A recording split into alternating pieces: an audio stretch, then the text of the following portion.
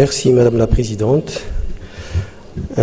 Messieurs les ministres, Magdalene Dunuyou, la secrétaire d'État avec toute la délégation Binganandal. Monsieur le ministre, je vous l'avais précisé en commission, votre ministère est extrêmement important. Et malheureusement, nous constatons que votre budget, sûrement le ministre des Finances et du Budget ne sera pas très content, mais le budget de votre ministère doit nécessairement être revu. Nous ne pouvons pas concevoir que des agences puissent avoir un budget plus important que votre ministère. Vous êtes le ministre de la fonction publique et du travail. Du travail, c'est tous les travailleurs, aussi bien dans le secteur privé que dans le secteur public. Donc, un tel ministère doit être doté de moyens, d'un budget important lui permettant de faire son travail. Ceci dit, Monsieur le ministre, nous avons besoin d'investisseurs. On est dans un monde, un village planétaire, donc le Sénégal ne doit pas rester seul. Nous devons nous ouvrir. Nous avons besoin de tous les investisseurs, de toutes les nationalités.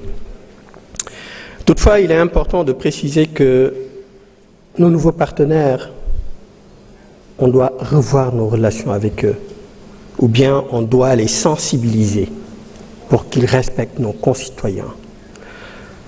Au XXIe siècle, en 2025, ici au Sénégal, sur le territoire national et au large, au niveau du territoire, au niveau en mer, nous constatons que nos concitoyens sont traités comme des esclaves.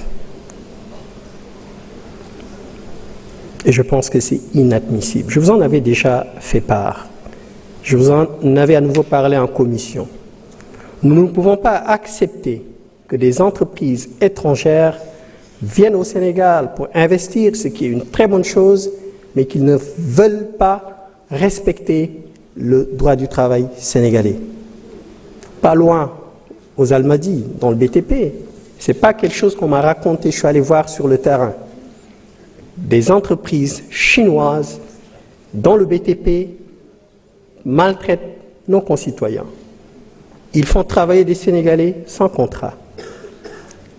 Ils font travailler 90%, pour ne pas exagérer, des travailleurs dans le bâtiment, dans le projet que j'ai visité, ne sont même pas des Sénégalais. Et ils n'ont même pas de contrat, ils travaillent au noir. L'État ne peut pas fermer les yeux sur de pareilles situations. Tout à l'heure, un collègue l'a dit, pour Radisson, c'est pareil. C'est de nouveaux partenaires, les Turcs. Nous ne pouvons pas accepter de pareils traitements. Certes, le droit du travail permet à tout employeur de licencier. Que le licenciement soit abusif ou pas, il appartiendra au juge de décider. Mais il appartient à l'État d'être protectionniste, de l'être davantage vis-à-vis de nos concitoyens, vis-à-vis de nos salariés. Et ce qui est triste, c'est qu'en fait, licencier au Sénégal est même plus facile que boire un verre d'eau. Je pense qu'il appartient à l'État de prendre toutes les dispositions. Nous avons besoin de tout type d'investisseurs, mais il est impératif que ces investisseurs respectent le droit du travail sénégalais. J'en profite, puisque ceux qui doivent faire ces vérifications n'ont pas assez de moyens, à savoir les inspecteurs du travail. Ils n'ont pas assez de moyens pour pouvoir faire correctement leur travail. Ils ne sont pas très bien payés.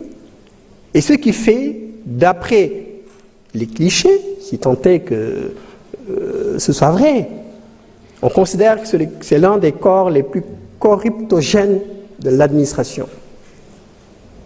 Il faut nécessairement que votre ministère, que l'État central prennent leurs responsabilités. Cela ne peut pas continuer. Sénégalais, si nous les manquer de respect, maltraiter les à l'étranger, respecter, il appartient à l'État de faire ce travail. Il va falloir que vous renforcez le corps des contrôleurs. Et quelqu'un l'a dit, je vous l'avais dit en commission, On ne peut pas renégocier, réviser du moins le code des investissements et ne pas toucher le code du travail. Il va falloir étendre la protection des salariés, des travailleurs journaliers, des travailleurs précaires et être strict sur la sous-traitance et les externalisations. Merci, Monsieur le Ministre. Merci beaucoup. Honorable Maya Bembaye, vous avez la parole. Honorable Alassane Niang se prépare.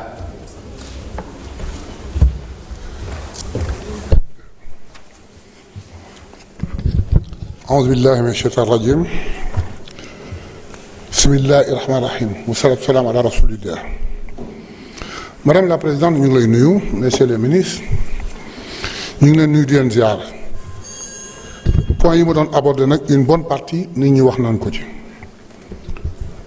Mais dafa am benn point boo xam dama la koy boole yàgg ministre des Finances waxoon naa ko premier ministre fii. Yow yaay bàyyi liggéeykat yi ku bëgg ci yow lay ñëw bëgg wuti liggéey. Boo ko amee ci yow bëgg situation baax buy retraité jàq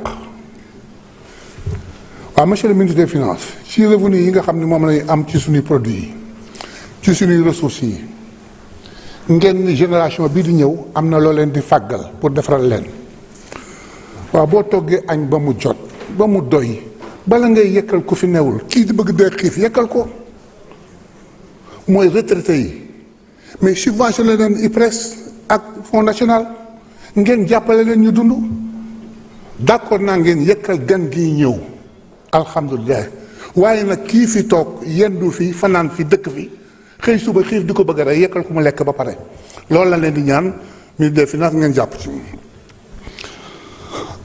am na sama collègue bu fi jaar wax ni certains étrangers yu am chance su am double nationalité di liggéey dans la fonction publique am na lu mu gisul combien de Sénégalais dans les pays limitrophes en Europe aux États-Unis ñoo am une double nationalité tey liggéey dans leur fonction publique c'est vice-versa jarul di ci sonn yenn sonn yi dama fàtte rek bi may nuyoo nuyu sama benn rak buy sa collaborateur Ibrahima Dieng maa ngi fàtte di ko nuyu li ki des nag barewul dans ces 3 minutes tontuwuma damay leeral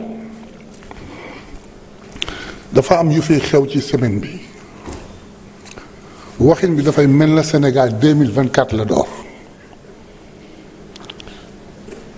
yenn saa ñuy wax tudd denrées alimentaires yi dëkk bi dafa metti pendant 12 ans nga yor réew bàyyi ñoo prix yi ba pare bàyyi ñoo ay yóbbu na 4e sous-sol par l'expertise ñii yàlla na leen yàlla jàppale moo indi Sénégal suuxul et malgré cela wàññi nañu denrées alimentaires yi ba koy wàññiwaat ma bëgg wax ak askan bi ndax ba sunu nguur ñëwee léegi am na lu ñu jënd ceeb diwlin suukar ak consort lu yées walla lu ëpp la fi ñee bàyyi woon kon nag wax dafay rafet te day jub te fa ñuy waxtaane lii ñuy def muy budget bi jërë ngeen jëf mais nag yéen a tooñ vous avez fait un budget boo xam ne en commission ou partout amuñu benn grain de critique amuñu fu ñu jaar amuñu lu ñuy wax léegi nag ils nous divertissent en nous amenant ci ay wax yu kenn amul fii nag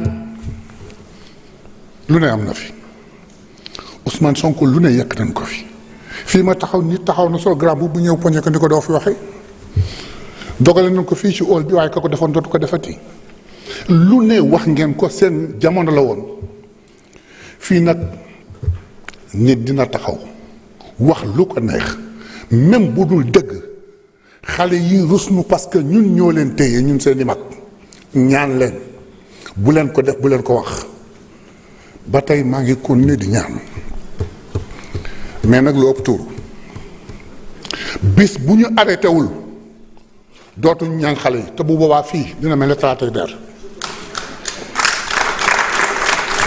Vous êtes des députés de l'opposition, venez vous opposer mais wax leen dans la correction et dans le cadre mais sos jeex na saaga jeex na wax lu bon jeex na am na la lu ndaw lu fi taxaw man dama yokkee lu sax pour gis ko moom dañ koy bindal rek yónnee ko ndeysaan message mu tëb di wax du xam ci li muy wax dara léegi daal ñun ñoo ñaan ma dellu soit di ñaanal xale yi ku fi jóg taxaw di wax ak lu mu mënti wax dañ koy bàyyi mu wax ñu ngi leen di ñaan ngeen continuer ci loolu bu leen kenn divertir waaye nag am na foo xam bu fa àggee ñu yeewi leen Yacine yaa ngi may xool rek waaye man maa ko waxaat tey tout le monde est content de nous ñëpp xam na ne assemblée bi mosu fi am donc continuons comme ça Sénégal jëm kanam merci monsieur le ministre félicitations monsieur le ministre merci président. Merci beaucoup. Honorable Alassane Niang, vous avez la parole. Honorable Tafsir Thioye se prépare.